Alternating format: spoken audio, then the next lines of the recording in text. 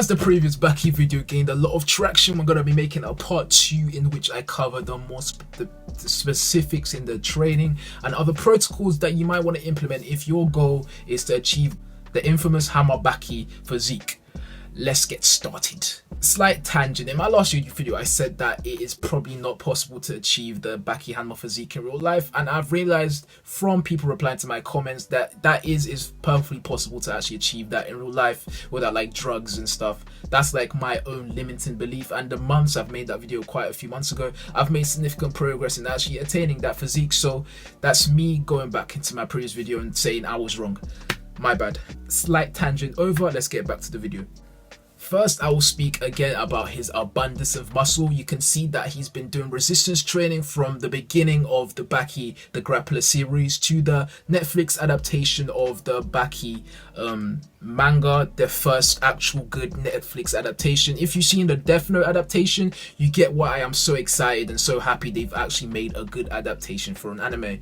In these 4 years, Baki used predominantly calisthenics to build his aesthetic physique, because obviously calisthenics would help him in his fighting, as it will make him more agile and have more power and more flexible, so he can take down his opponents more easier. The advice I'll give you is going to be using weights, however, as this is most compatible for beginners, as it's easier to progressively overload, and most people can't do like a one-handed chin-up or one-handed pull-ups when they first start working out, or they should not be able to. If you first start working out and can already bust that move out, we've got problems. Baki focused on progressively overloading on these type of movements, and as you can see from the beginning when he was around 12 fighting Hanayama to when he's fighting his dad eventually in the manga, you can see there's a big difference in musculature from this practice of progressive overload. I've spoken about progressive overload again. This is a concept I speak about in every video. I would say that 9 out of 10 of my videos speak about progressive overload. I'll briefly cover this once again. Progressive overload means increasing the amount of load placed on your muscles. For example, increase the amount of reps. My phone just died. I don't know what just happened there. So if I originally recorded a full video, now I'm starting halfway through or something. So that's fantastic. We'd love to see that. Previously, I spoke about implementing progressive overload, and I've spoken about progressive overload in like 20 of my other videos. Just pick a random video. There's probably a big chance that I'm speaking about progressive overload in it. I'm going to describe briefly what it means. Progressive overload means increasing the amount of load placed on your muscle over a period of time. So this can be in the form of increasing the amount of reps you complete, increasing the amount of weight complete, increasing the amount of sets you complete, or even decreasing the time in between sets so there is more of a strain on your muscle to recover. Doing this over a consistent period of time is progressive overload, and this facilitates in building muscle. Easy. This thing is gonna annoy me, brother.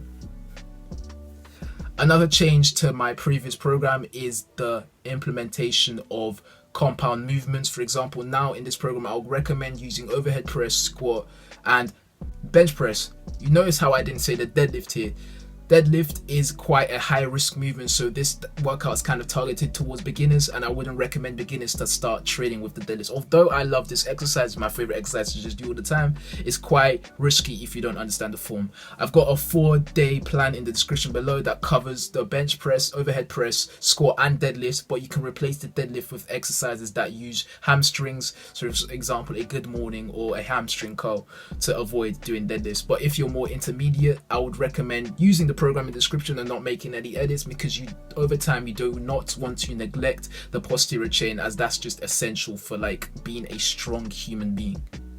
Next, we're speaking about the diet. I'm not a big fan of these crash diets that's like, okay, don't eat any carbs, don't eat any sugar, don't eat any, I have no clue. These diets would lead to deviation in the long term, which would cause you to gain more weight than you would have gained previously if you just followed a normal diet. For the diet here, I'll just recommend eating as clean as possible, of course, but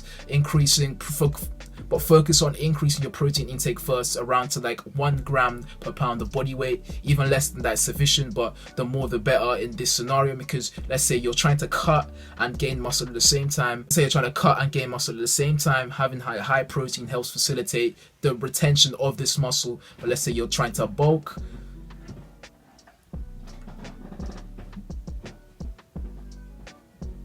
But let's say you're trying to bulk, you actually need this protein to facilitate the muscle hypertrophy or the muscle growth that you want to achieve.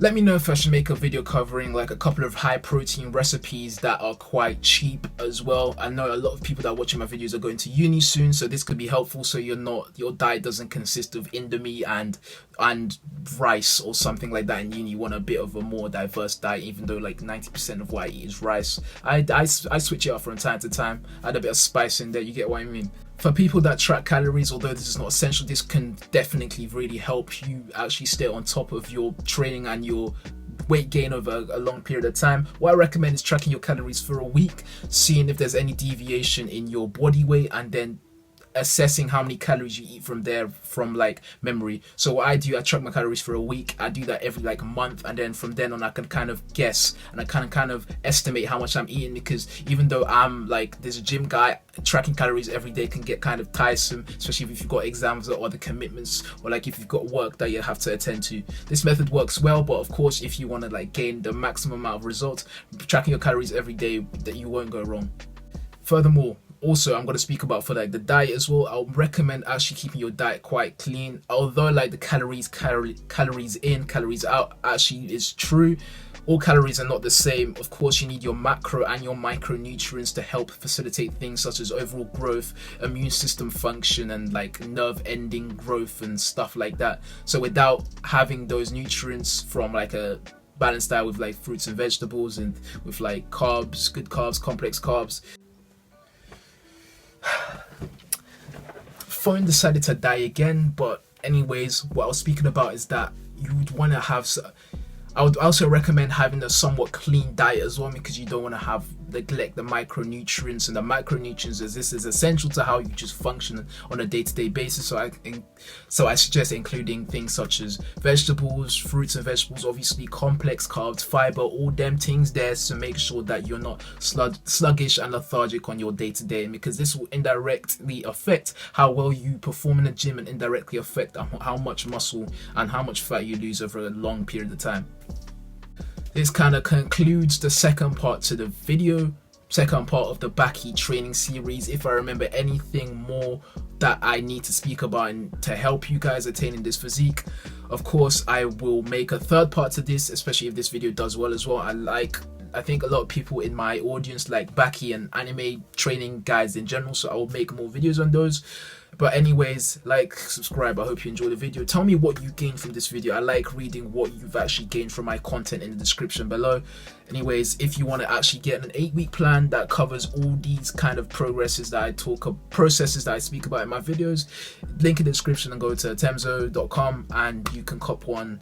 It's on sale at the moment, so cop one before it's too late. Anyways, thank you for watching the video. Remember, step into greatness. Take care.